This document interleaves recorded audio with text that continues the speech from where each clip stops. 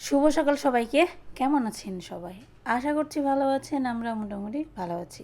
তো চলে আসলাম আরেকটা কাজকর্মের ভিডিও আপনাদের সাথে শেয়ার করতে। গতকাল রাতে সারার বাবা বাজার নিয়ে আসছিল। আমার সব ধরনের ডাল, হলুদ মরিচের গুঁড়া সব শেষ হয়ে গিয়েছিল। মাস শেষ হওয়া মানে বাজারও শেষ হওয়া।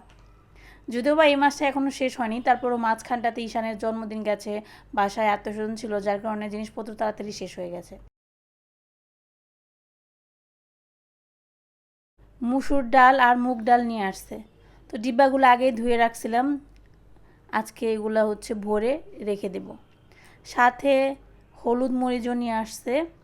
তারপর হচ্ছে নিয়ে আসছে মাসকলাইয়ের ডাল। মাসকলাইয়ের ডালটা আমার খুব বেশি খাওয়া হয় না, তবে হ্যাঁ, নিরামিষের মধ্যে কিন্তু মাসকলাইয়ের ডালটা ব্যবহার হয়।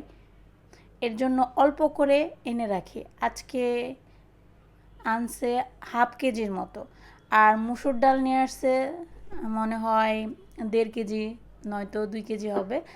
আর মুগ ডাল আনে 1 কেজি করে। তো এরকম আর কি পরিমাণ মতো আনলে আমাদের 1 মাস চলে যায়।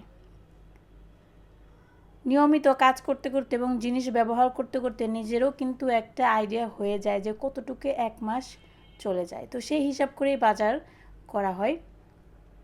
আজকে রান্না করব খুবই মজার এবং লোভনীয় রান্নাবান্না। এখানে মুরগি কেটে ধুয়ে নিচ্ছি। এটা হচ্ছে দেশি মুরগি। যদিও বা আজকের আবহাওয়ার সাথে এই রান্নাটা একদমই করা উচিত না, তারপরেও করতে হবে, না করলে জিনিসপত্র নষ্ট হয়ে যাবে। তো আজকে রান্না করব মাংসের ঝোল, তার সাথে ভুনা খিচুড়ি। আপনারা তো জানেন যে কি পরিমাণ গরম পড়তেছে, এত গরম, অনেক গরম। এই গরমের মধ্যে খিচুড়ি খাওয়াটা কিন্তু একটু কষ্টদায়ক, কিন্তু তারপরও খেতে হবে। কারণটাও আপনাদেরকে বলবো। ঈশানের জন্মদিনের সময় আমার মা বাবা আসছিল, তখন খিচুড়ি রান্না করছিলাম, সেই ভিডিওটা আপনাদের সাথে শেয়ার করছি। তো তখন অনেকগুলা আর কি খিচুড়ির জন্য চাল মা রেডি করছিল, ডাল চাল মিক্সড করে রাখছিল। তো প্রথমে তো বুঝতে পারিনি, পরে রান্না করতে যেয়ে দেখি অনেকগুলা। তারপর সেখান থেকে